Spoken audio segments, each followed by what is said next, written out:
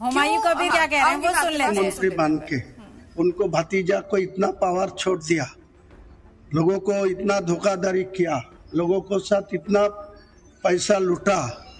वो ब्रिटिश को जो पैसा लूटने गया 100 से 200 साल तक, वो उनको 15 साल में उनको छोड़ किया।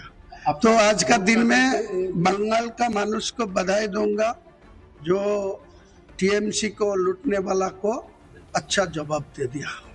काटने से तृणमूल 3rd पोजीशन में है, तो क्या बोलेंगे?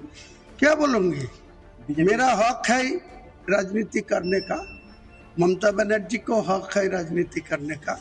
वो जो गलत काम में जुड़ा हुआ है, जो भ्रष्टाचार में ज्यादा से ज्यादा डूब गया, उनका जवाब मिल गया। उनका दोनों सीट में बहुत सारे वोट में गया है, तो क्या बोलेंगे? नहीं तो दोनों सीट जीतेंगी जीतेंगी जीतेंगी, पहले से ही बोला। आज भी आप 3 बजने दीजिए, दोनों का ही सर्टिफिकेट मैं लूंगा, बाद में मैं घर जाऊंगा। यही कौन से इलेक्शन में आप रहेंगे वो बाद में सोचेगी, लोगों को साथ बैठ के आलोचना करके। মুর্শিদাবাদে টোটাল কতগুলো সিট দিয়েছিলেন আপনারা?